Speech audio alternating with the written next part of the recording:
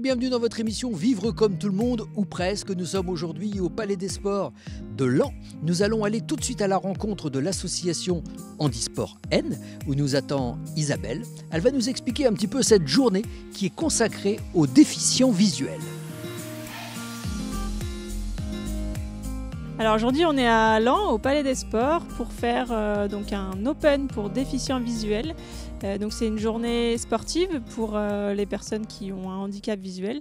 Donc après-midi sportif plutôt, avec plusieurs activités que pour les déficients visuels. Donc on a du showdown, de la pétanque pour déficients visuels, de l'athlétisme, de l'escrime et du CC rugby. Alors c'est justement le but d'Handisport, de faire découvrir le sport pour tous, d'où une journée comme aujourd'hui, c'est de montrer que tout est possible. C'est ça, l'idée c'est de rendre en fait le sport accessible à tous, notamment aux déficients visuels pour qui la pratique est souvent compliquée, ne serait-ce que dans l'accompagnement ou dans l'accessibilité au sport. On a aujourd'hui pas mal de bénévoles pour encadrer les pratiquants ou les activités afin qu'ils soient orientés et accompagnés sur chaque activité. C'est la deuxième édition pour nous, voilà, c'est quelque chose qu'on fera tous les ans. Ça rentre dans notre programme d'activité, dans notre calendrier et dans le désir du comité de l'Aisne de s'ouvrir au public déficient visuel.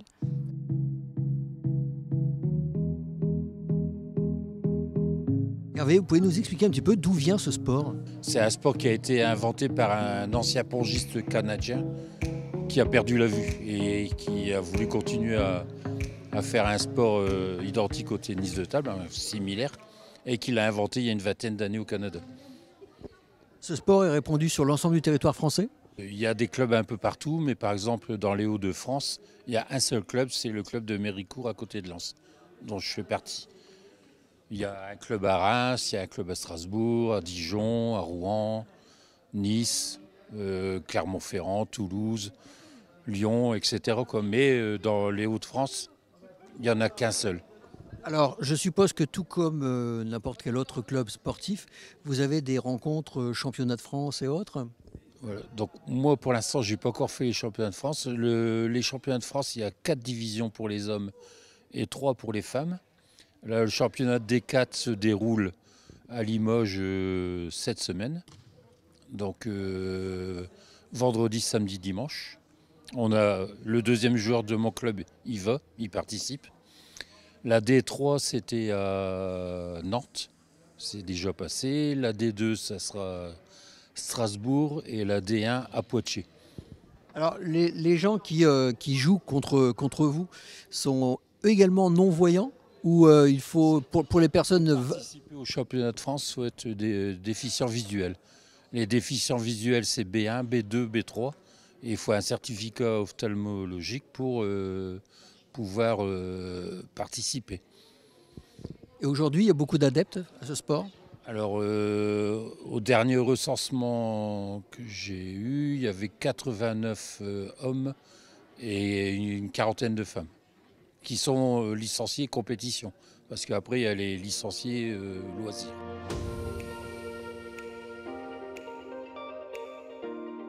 Alors Julien, c'est quoi exactement ce jeu ? On dirait un petit peu la pétanque, mais... C'est la CC pétanque, la pétanque à l'aveugle. Et donc à la différence de la pétanque traditionnelle, alors c'est toujours pareil, il faut se rapprocher du cochonnet, sauf que là toutes les boules vont compter.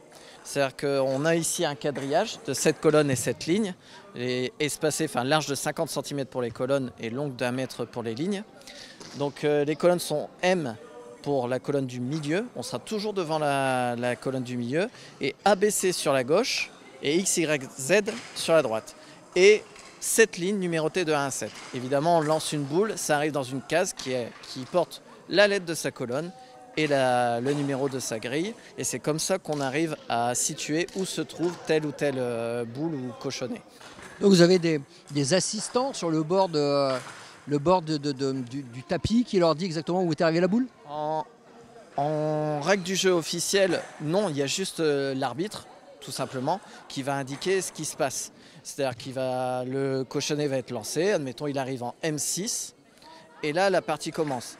Le joueur va lancer sa boule et en fonction de ce qu'il fait, il y aura un nombre de points. S'il touche le cochonnet, il y aura 25 points. S'il est dans la même case, ça sera 15 points. Les cases autour, ça sera 5 points. Et tout le reste des cases, ça sera 1 point. Tout ce qui est en dehors du tapis, ça sera 0. Alors, est-ce que cette discipline est reconnue? Non, c'est pas paralympique. C'est une pétanque adaptée qui a son championnat de France, qui a ses championnats d'Europe, mais qui n'est pas paralympique. Eh ben, on va regarder un petit peu comment ils se débrouillent.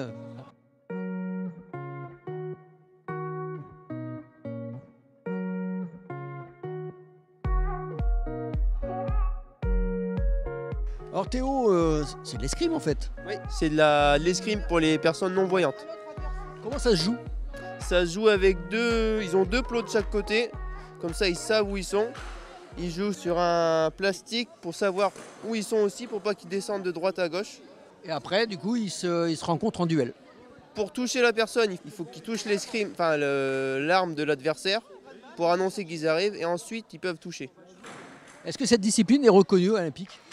C'est pas une discipline paralympique. La discipline paralympique, c'est l'escrime fauteuil. Dans le département, il n'y a pas de club d'escrime pour les déficients visuels, mais ça peut se faire. Nous, on peut le faire, par exemple, le comité handisport.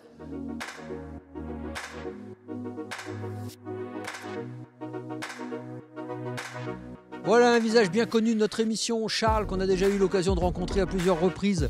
Alors Charles, l'association Valentin Oui, on est ici représenté avec les tandems, c'est ça? Alors entre autres, au niveau de l'animation, on a pris en charge effectivement l'animation tandem, qui est une de nos spécialités, mais j'ai surtout amené quelques-uns de nos personnes aveugles juniors et super seniors, puisqu'on a des gens qui sont octogénaires ici, pour leur faire découvrir l'ensemble des activités sportives adaptées qui sont proposées aujourd'hui. Alors parmi les activités, on vient d'en parler, il y a le tandem. C'est une activité qu'on peut retrouver partout sur le territoire ou c'est uniquement l'association saint-quentinoise? Non, ça fait partie des activités les plus répandues pour plein de raisons. La première étant que le vélo, d'une façon générale, ça demande assez peu d'organisation finalement. Dès lors qu'on a trouvé quelque part un garage pour loger des vélos de 3,40 m de long, après, dès lors qu'on met d'accord sur un pilote et un passager malvoyant, paf, on sort. Tu vois, il n'y a pas besoin d'une organisation collective lourde. Voilà. Et en même temps, c'est très spectaculaire. Et chaque fois qu'on sort nos tandems, ça fait venir du monde, ça nous fait connaître et ça ramène aussi des pratiquants. Voilà. Merci Charles. Émilie est maman d'un enfant en situation de handicap. Elle est également bénévole de l'association Handisport. J'ai un fils en situation de handicap. Alors il n'est pas présent aujourd'hui parce que lui il n'est pas déficient visuel, il est en situation il a un handicap moteur. Donc il est en fauteuil, mais du coup ce n'était pas ouvert pour lui aujourd'hui. Donc je viens en tant que bénévole. Bénévole du comité départemental Handisport de l'Aisne, parce que mon fils participe à certaines actions que le comité départemental organise. Donc je voulais aussi rendre un peu l'appareil. Alors ce type de manifestation, pour moi c'est important dans la mesure où ça leur permet de se rencontrer, de faire différentes activités qu'ils ne font pas forcément au quotidien et ils sont aussi capables de faire beaucoup de choses. Donc c'est important de leur proposer aussi des événements où ils peuvent s'épanouir dans le sport aux frais d'activités comme celle-ci.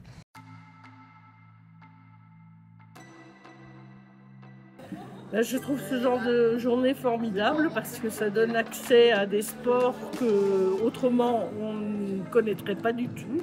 C'est une occasion de découvrir des sports et pourquoi pas créer après une section, je ne sais pas, showdown ou peu importe. Ça peut être à l'initiative aussi d'une création. Moi j'ai découvert le showdown l'année dernière et là je viens de découvrir l'escrime. Les élèves du lycée agricole de Coucy-la-Ville, bénévoles, nous expliquent en quoi c'est important pour eux d'être là aujourd'hui. Donc moi je m'appelle Manon et donc c'était important pour nous de venir ici parce que on aime les gens et c'est important d'être là pour eux. Moi je m'appelle Juline et du coup je suis ici aujourd'hui pour favoriser la communication avec eux. Je trouve ça important dans le cadre de notre formation qui est le service à la personne, de n'oublier personne, donc de venir aussi intervenir auprès de personnes en situation de handicap. Alors Laurent, en quoi c'est important pour vous d'être venu aujourd'hui? Déjà de pouvoir faire du sport et puis aussi par rapport à l'handicap, découvrir certaines disciplines.